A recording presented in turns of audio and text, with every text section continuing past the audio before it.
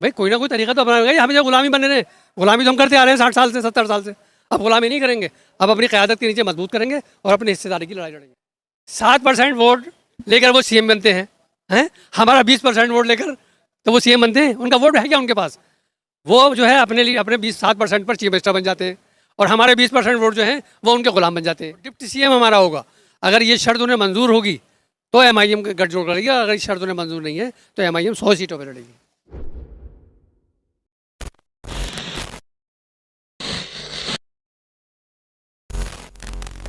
Assembly कहते हैं जनाब।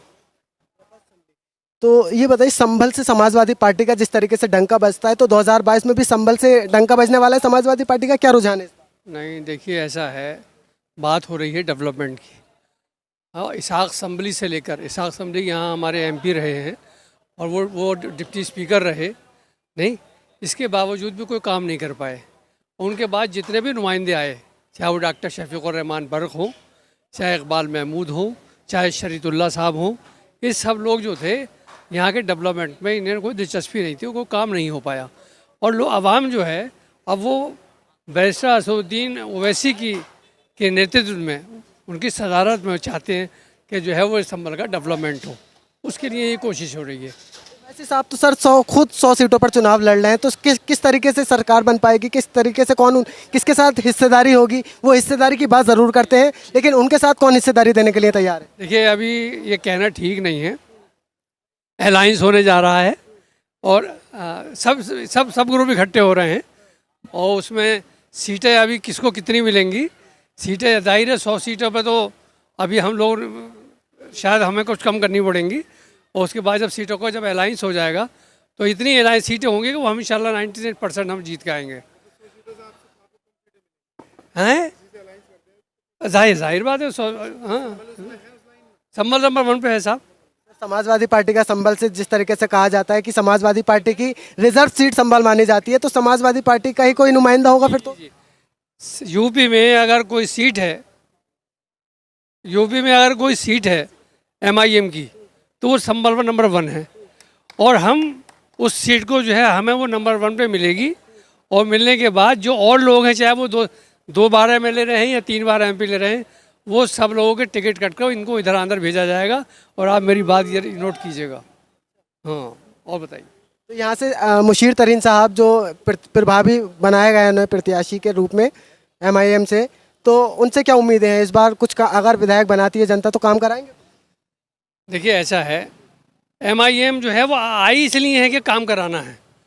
नुमाइंदा कोई भी बन के आ जाए और वो जीतेगा और वो मजबूर होगा काम कराने के लिए। एमआईएम जो है वो काम कराने के लिए ही जो है सबसे आगे है। वो अब देखिए, आप बिहार में देख लीजिए, 5 एमएलए हमारे जीत कर आए हैं।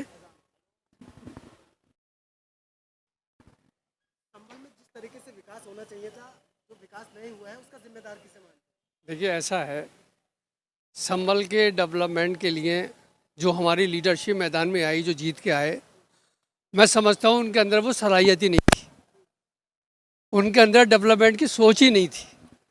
वो चाहते ही नहीं थे कि यहाँ डेवलपमेंट हो। जितनी उनकी सोच थी, जितनी उनकी समझ थी, वो उन्होंने काम किए और जो काम है वो न होने के बराबर है।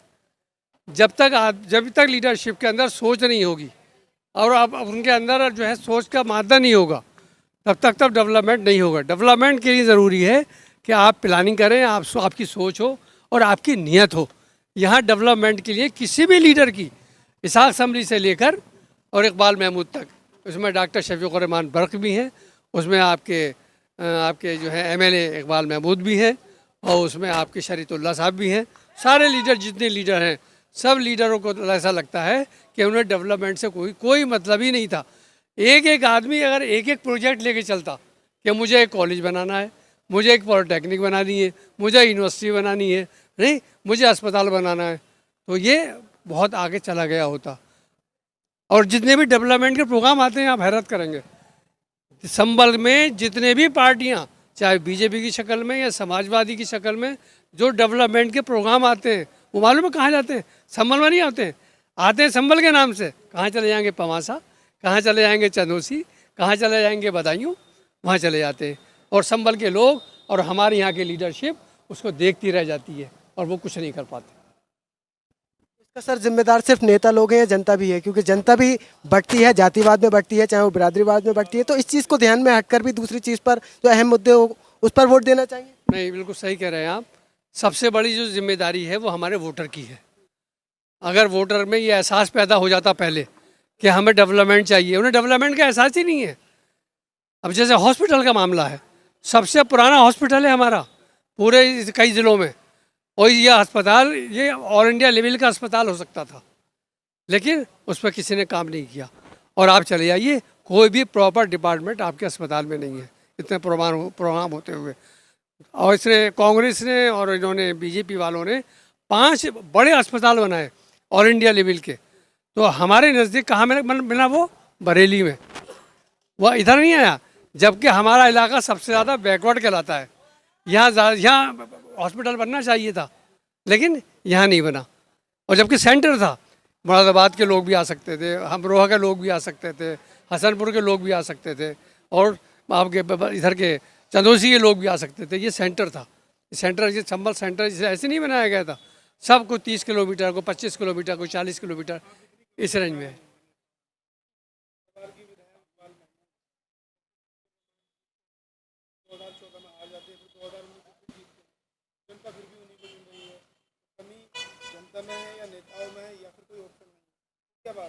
नहीं, अगर जनता जो है गलती कर रही है, उन्हें बार बार जिता रही है, तो उसको ये भी तो एहसास होना चाहिए कि हमें कुछ करना चाहिए।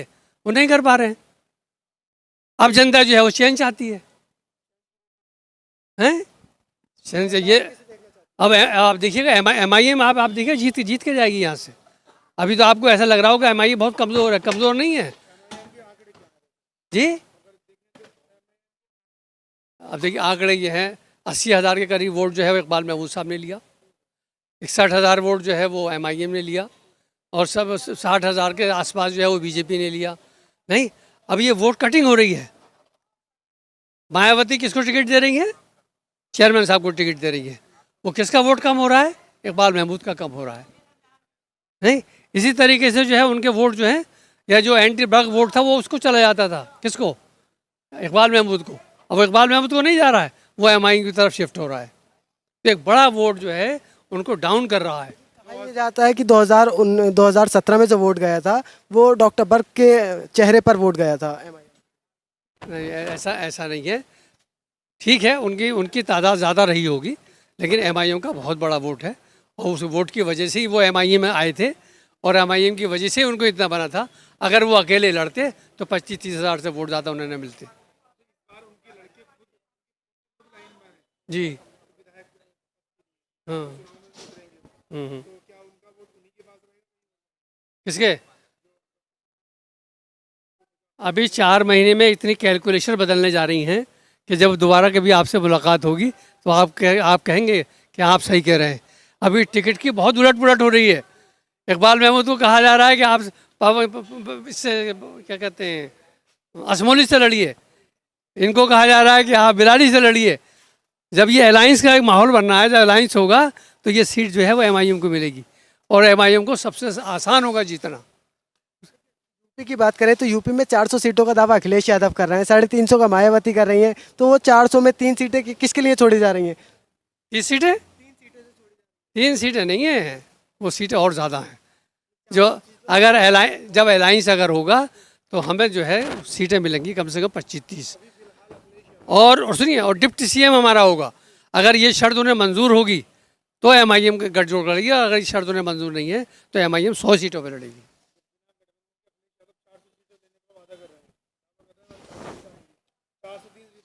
नहीं आई।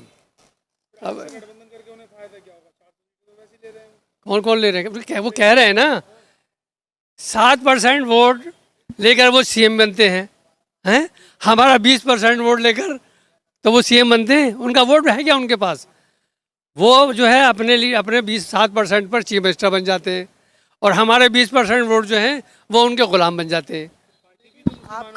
आपके जो डिप्टी CM की आप लोग बात कर रहे हैं कि MIM से डिप्टी CM कोई मुस्लिम होना चाहिए, समाजवादी पार्टी में भी तो डिप्टी CM आजम खान को माना जाता था। हमारी शर्त नहीं है कि वो MIM का बने, ये कोई शर्त नहीं है।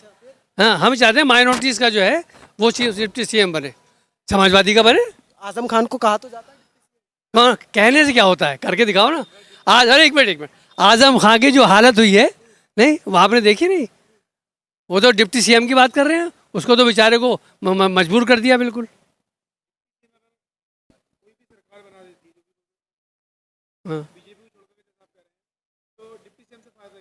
डिप्टी सीएम से फ़ायदा ये होगा, उसके पास जो मिनिस्ट्री होंगी, ऐसे डिप्टी सीएम नाम का कौन सा होगा? उसके बाद जो है मर्जी की हमारी वो मर्जी की मिनिस्ट्री होगी, उस मिनिस्ट्री से जो है प्रेशर बनेगा और हमारे काम होंगे। हाँ हाँ।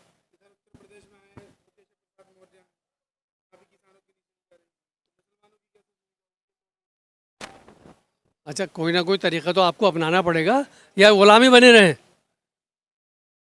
भाई कोई ना कोई तरीका तो अपनाना पड़ेगा, या हमें जो गुलामी बने रहें? गुलामी तो हम करते आ रहे हैं 60 साल से, 70 साल से। अब गुलामी नहीं करेंगे, अब अपनी क़यादत के नीचे मजबूत करेंगे और अपनी हिस्सेदारी की लड़ाई लड़ेंगे। हाँ गुलाम है, बिल्कुल गुलाम है। हैं? ऐसा ऐसा इसलिए लगता है कि जब चीफ मिनिस्टर यादव बनता है तो हर डिस्ट्रिक्ट पे आप एसपी और डीएम और इंस्पेक्टर जो आपको यादव नजर आते हैं। हमारी नुमाइंदगी क्या है, 1%, कहीं 2%। हिस्सेदारी जभी तो मिलेगी।